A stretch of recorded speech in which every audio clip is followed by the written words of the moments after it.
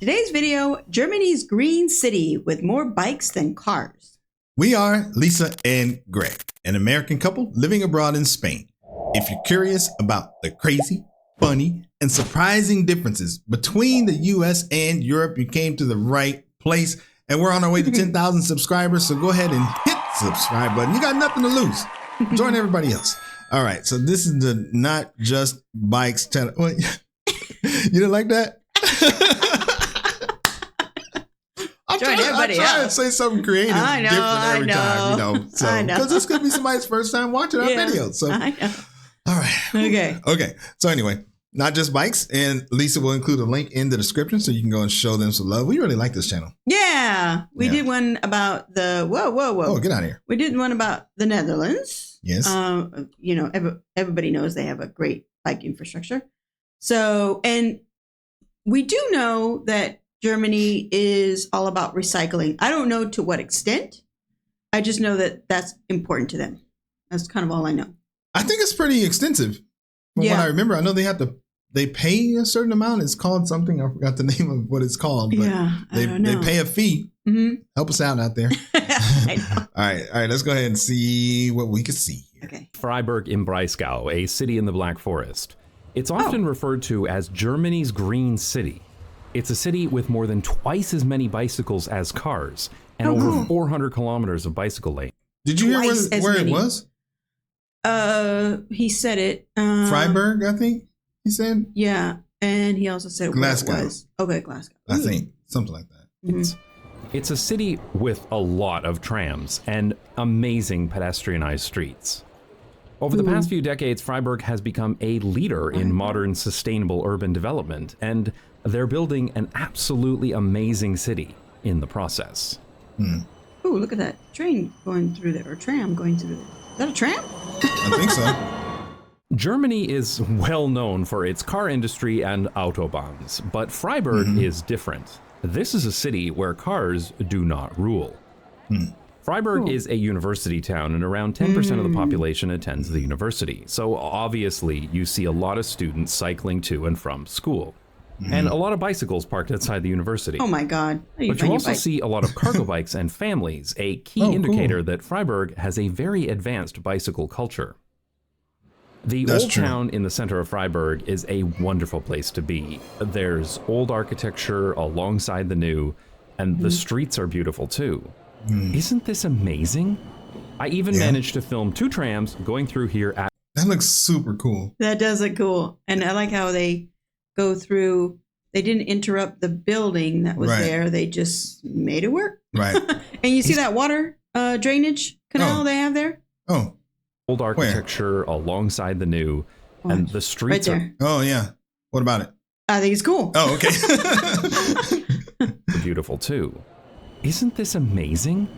I even managed to film 2 trams going through here at once. Appreciate my patience and good timing. Everywhere you look, there are trams, people cycling, and lots of people of all ages out. He has like these outbursts. This is the second video we've seen of him, and he's had a kind of funny outburst. Right. Okay. Everywhere you look, there are trams, people cycling, and lots of people of all ages out enjoying themselves. There are nice, narrow streets and lots of outdoor patios. The city center is almost entirely pedestrianized, so of course, it's very quiet. Right. Super overcast. Wonder if this is kind of and people are out normal. I don't know if this is normal. That's the only reason I'm saying. It must be warm because they're all wearing shorts and t-shirts. T-shirts, Yet another reminder that cities aren't loud, cars are loud. And when you do see the occasional car, it looks comically out of place with so many people around. The city center has these open water channels, and it's said if you fall in one, you're destined to marry someone from Fryberg. But the best part is that kids actually make boats to sail on the water. Cool. Isn't this just one of the most wholesome things you've ever seen? Yes. This is so much fun. It's like on her wrist. Yeah. I bet you it's a thing. You probably see tons of kids doing that. That's awesome. I was lucky enough to meet up with Ashton from the YouTube channel Type Ashton while I was in town. She and her family are from the US, but they loved Fryberg so much that they decided to stay in Germany. Oh, cool. Ashton has great videos on her channel about everything from macroeconomics. We should meet up with Ashton. See if she'll meet us. Stay in Germany permanently. Ashton has great videos on her channel about everything from macroeconomics to microurbanism, and she talks a lot about the differences between the US and Germany. I'll leave a link to her channel below. She's great, which a lot of you know, but she's awesome. Yeah, we've done one of her videos about food, I believe it was. Yeah, we'll do more. Mm-hmm. And of course, she's also an expert in Fryberg, which was great for my first trip here to this amazing city. Seriously, the Fryberg Old Town is one of the nicest places I've ever been to. So you might be thinking, okay, this is an old medieval city, but actually it's not what you might think. Sure, Fryberg was originally founded in the year 1120. Oh my God. Most of Fryberg was leveled in World War II, which was the case for many cities in Europe, of course. Man. Wow. But what was truly unique about Fryberg is that when they rebuilt it, they made it similar to what it used to be instead of being rebuilt for cars. So remarkably, pretty much everything you see here is less than 75 years old. Unfortunately, the rest of the city was not so lucky. It's commonly said in Fryberg that the war destroyed 80% of the city and cars destroyed the other 20%. Outside of the city center, neighborhoods were built with that car-centric vision of modernity that was common across the world in the 1960s. This road just outside of the city center used to be a narrow street, just like the rest, with several popular beer gardens and restaurants. But they were all destroyed to build the ring road. The 1960s really were the decade of destroy stuff to build roads, and we're still paying for those decisions today. It was only very recently that activists were finally successful in getting a car lane removed to build this totally insufficient bicycle lane. This area will likely never... You say insufficient? I was just going to stop it to say that. That's what he said. So obviously it's better than nothing, but it's, you're still by the cars. Right. Yeah, that's still true. Dangerous. That's true. I wonder if you get cars being total a-holes and going through there. Yeah, good point. This totally insufficient bicycle lane. This area will likely never return to its original beauty, and it's entirely because of car infrastructure. Ironically, the center of Fryberg, though rebuilt in the style of the original city, was completely overrun by cars and asphalt. Look at this difference between this footage from 1973 and how it looks today. Oh, cool. This pedestrian square used to be a parking lot. Oh, wow. Now parking for the city center is in garages on the periphery. There were several key decisions that put Fryberg on the right path and avoided the destruction that comes from making a place car-friendly. In 1972, the city voted to keep its tram network. This had a massive impact on the Fryberg we see today. Right. There's one consistent thing I've seen in cities all over the world. Every city that retained its tram network has better urbanism than any nearby city that didn't. But Fryberg went a step further and actually expanded its tram network through the 80s and 90s, while other European cities were removing theirs. The first part of the city center was pedestrianized in 1973, and once the cars were removed, the city center became a successful business district with a popular market that is still active today. The market surrounds this beautiful cathedral, and it's one of the genuine highlights of the city center. And of course, this used to be a parking lot too. Oh, wow. In the 1970s, Where? Oh, let me see. I want to see that. This used to be a parking. Oh yeah, see that same building is there. The one on the far right? That corner with that cool looking roof. Oh, yeah. Okay. Lot too. In the 1970s, there was a growing environmental movement that protested any developments that would destroy the neighboring Black Forest. This kept the city more compact than most cities that were built or rebuilt for the automobile after the war. In 2002, Fryberg elected the first Green Party mayor in Germany, and since then, Fryberg has become the model for sustainable city development in Europe. One great example of this is Vauban, a suburb completed in the early 2000s that was designed to be environmentally friendly from the start. The buildings here were built to a very high energy efficiency standard, and you see solar panels on roofs and balconies all over the neighborhood. What do you mean? The solar panels. There were some solar panels that were on the side of the building, it looked like. Okay. See right there on their balconies. Yeah. Oh, wow. And I like how it's like more natural. I know it could potentially look like weeds. Right. But even in the trams, everything was growing in its wild state, which is supposed to be better. So it's just more organic. It's not. Yeah. And you see solar panels on roofs and balconies all over the neighborhood. Some of these buildings even generate more energy than they consume. Nice. The neighborhood was built on the location of a former military base, and some of the apartments were built from the original barracks. One really unique element is that many of these apartment buildings are collectively owned. A group of people would come together and build an apartment building themselves instead of buying units from a developer. Oh, what the heck? Today, the majority of residents in Faubourg live in housing cooperatives or social housing developments. When Faubourg was first built, only about half of households owned a car, but remarkably, that number has actually decreased, especially after the tram line was completed in 2006. Right. Today, the vast majority of households in Faubourg do not have a car, and okay. So these are all the places. What's fake London? I don't know. Oh. That's a good question. Faubourg, Amsterdam. So these are all the places. Okay. Fryberg. Cars per 1,000 inhabitants. Oh, okay.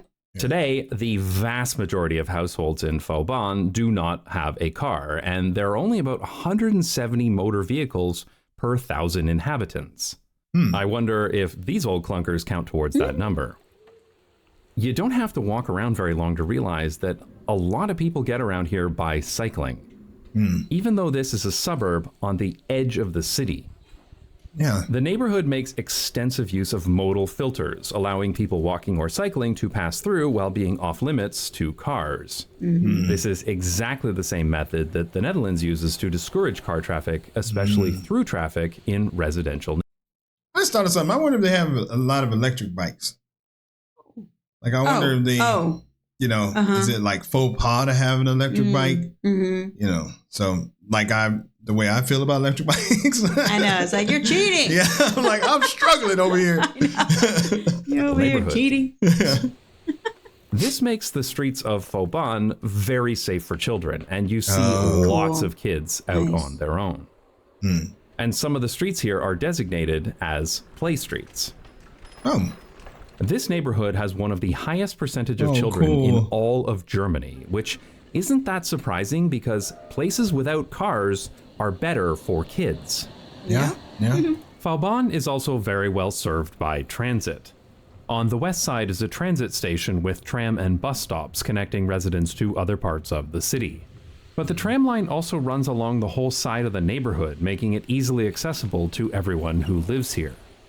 This should be the model used to design new suburbs everywhere. Unfortunately, not all neighborhoods in Fryberg are as well designed as Faubourg. So you'll see other districts with streets lined with parked cars. And it always annoys me when cars are supposed to be parked on the sidewalk. Because while Fryberg spent only a few decades building car-centric infrastructure, those places still remain, as it takes many decades to repair that kind of damage. But you can see some of those repairs taking place, with extra space being given back to people who walk and cycle. Oh, cool. There is, of course, a lot of bicycle infrastructure in Fryberg, including many curb-protected bicycle paths. Unfortunately, even major intersections are totally unprotected, designed in the Copenhagen style as opposed to using much safer Dutch designs. And there are still many painted bicycle gutters and dangerous merge lanes on busy roads. Painted bicycle gutters? I don't know what that is. Yeah, I don't. Painted bicycle gutters?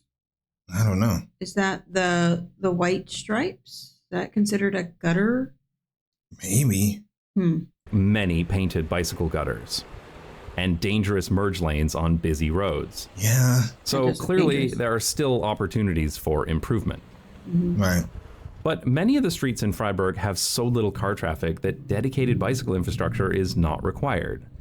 I think one of the good things, though, is that everyone, the drivers are familiar with bike bikers. They're used to them. Right. They watch out for them. It's in their head. Yeah. Whereas in some parts of the United States, it's not in their head. So when one pops up, you're just not used to looking for it. Right. Oops. And some of these have been designated as bicycle streets, where people cycling can use the whole street and drivers need to yield to bikes. Oh. And it's always great to see parking spaces converted to outdoor seating for local restaurants. Cool. Now, there's a lot that's been written about the cycling infrastructure in Fryberg, but I actually think the tram network is one of the city's best features. Fryberg refers to its tram system as a Stadtbahn instead of a Straßenbahn, the usual German word for tram. This is because they consider it to be better, with separated tracks, traffic light priority, and a higher average speed than most tram systems. The trams in Fryberg are very modern, with level boarding at tram stops, making the system very accessible, though there are still some older trams that have yet to be replaced. The tram network covers most of the city and even goes out to several suburbs. And the current planning rules state that new housing cannot be built unless it's within walking distance of a tram line. Oh, wow. I didn't even cycle while I was in Fryberg because if I have a choice between cycling and taking a tram, I will take a tram. I was able to get everywhere I wanted to go, and I never had to wait very long for a tram either. Because the trams have a signal priority and a dedicated lane for most of their routes, getting around by tram is extremely quick and efficient. And there are so many grassy tram tracks here. I love grassy tram tracks. Also, I like the new tram and bus station at Europaplatz, with chargers for the electric buses. And the roof of this station is covered in solar panels. In fact, the entire... Oh, cool. You see that? Above the on the white... left? Oh, yeah. Wait. I think he's saying on the left over here. I don't know where the... No, I think it's a station right here on the left. They must be on top of the white ceiling there. Yeah, maybe. Entire tram network, as well as all of these electric buses, are run off of renewable energy because, of course they are. Fryberg is not a sprawling city, so it's very easy to get out into the Black Forest. We heard there was a great view from a cable car nearby, so we set off to visit. We took tram 2 out to the end of the line in the south, where we picked up a bus. We had to walk all the way from the tram right here. Which is so great. I know this is just a silly, trivial trip to a tourist attraction, and this trip doesn't really matter at all, but this is the way public transit should be everywhere. Not just for the center of the city, not just for commuting, but for all kinds of trips that someone might want to take. Now, the weather wasn't the best, but the view from the gondola was nice, and when we got back, the tram was waiting for us. Oh, cool. Fryberg's train station is centrally located, though not very pretty. We got here by train, by the way. And while the road directly outside of the station is not as nice as it should be, there is a separate area above the station where you can board a tram and go into the old town without interacting with any cars at all. Oh, wow. Or you can pick up a bike share bike to continue your journey into the city. And there are clearly a lot of people who cycle here. Oh, wow. And if you need to access the other side of the city, this walking and cycling bridge will take you over the train tracks, which also used to be a car bridge until 1996 because, of course, it was. I prefer it like this. Till 1996. Pretty recent. Yeah. Well, 28 years ago or so? That's recent. Until 1996 because, of course, it was. I prefer it like this.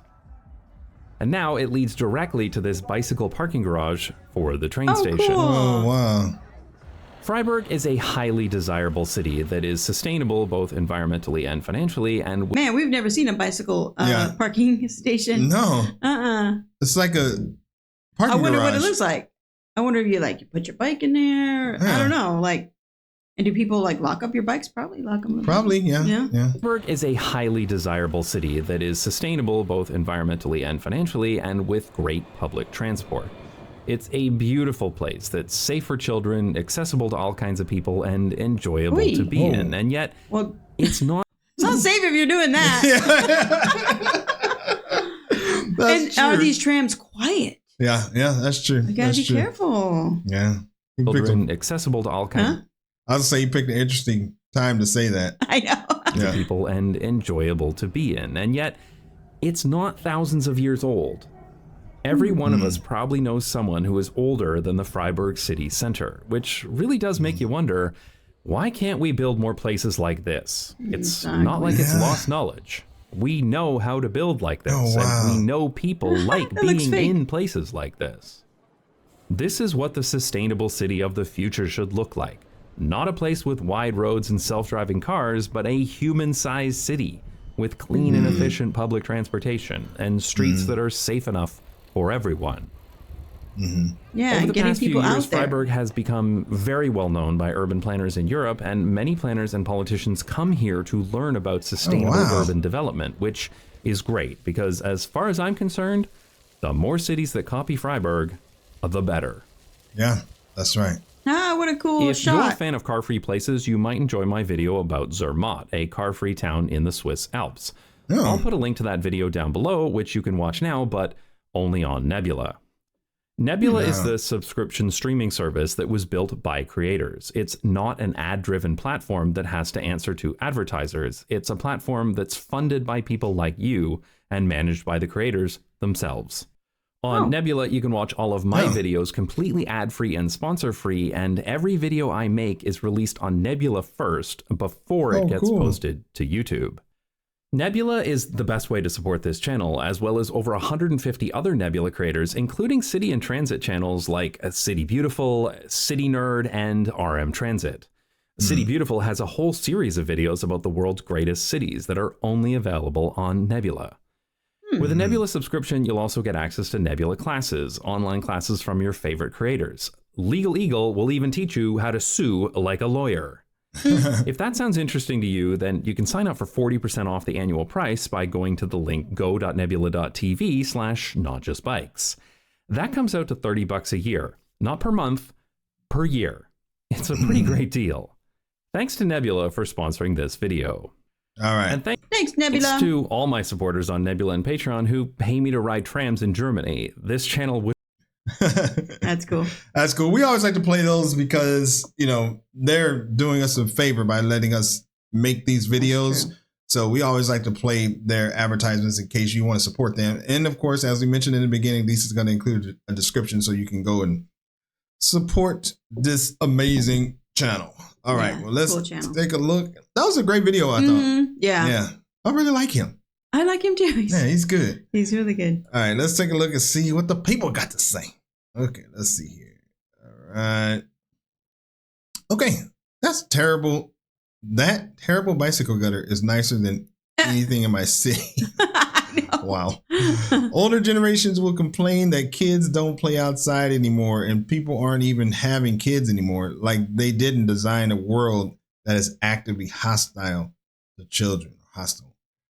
Man, the quietness there is incredible. I dream of car-free cities every time I'm woken up by the tire noise of someone driving by my window. That is true. All right. I know. We live right by this major road. You have probably heard some cars going by in some of our videos because it's like right there. Yeah, it sounds like we've heard them before, and it sounds like our stomachs are rumbling. Yeah, but it's actually just a moped or something. Just driving by. Exactly. All right, that was a great video, and as always, thank you for stopping by, and we will see you on the next video. Bye. Peace.